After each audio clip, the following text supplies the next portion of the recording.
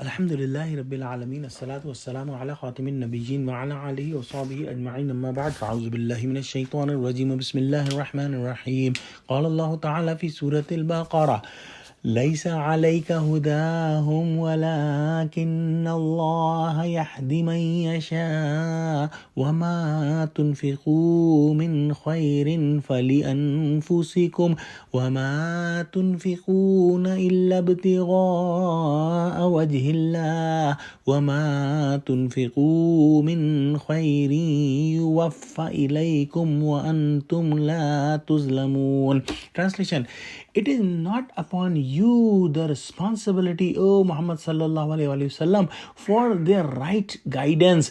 Allah guides to right way whom He pleases, and whatever of good things you spend is for your own benefit, and you do not spend but to seek pleasure of Allah, and whatever good things you spend will be repaid to you in full, and you will not be wronged. Prophet Muhammad sallallahu alaihi wasallam used to work very hard and used to make great effort to call the non-believers towards the Islam, but when they did not accept the Islam and they did not listen to him, naturally he used to feel sad. So Allah subhanahu wa ta'ala consoled him in this ayah, and there are several other ayahs on this topic which we will inshallah study, that it is not on you, O Prophet Muhammad sallallahu alaihi wasallam, to make someone accept Islam or to come to the straight path.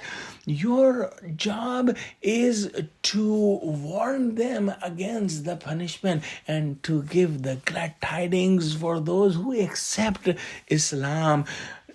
Accepting or rejecting your message is not your responsibility. It is on Allah, and Allah will choose those people who will be guided to the right path, because He knows who deserves to be guided to the right path, and He knows the conditions of the heart, and He knows that which heart is able to come to the right path and which heart is not able to come to the right path. In the Sabab Nuzul or reasons of revelation, there is a narration by Ibn Abbas anhuma that Prophet Muhammad ordered that we should only spend on the Muslims. Also, there is another narration by Hazrat Ibn Abbas anhuma that the Ansar had relationships with the people who were non-Muslim, and whenever these moments were spending on the non-Muslim relatives, they were a little bit reluctant. So Allah subhanahu wa ta'ala sent this ayah that you can spend on non-Muslim people as well. Your goal should be getting the pleasure of Allah, and you should have sincerity in your heart, and your sadaqat will be accepted by Allah subhanahu wa ta'ala even if they are given to the non-Muslim, even if those non-Muslims do not accept Islam and they reject Islam, even then the sadaqah can be spent on them. Three things must not be done, and those include man, aza, and raya. Boasting the favor.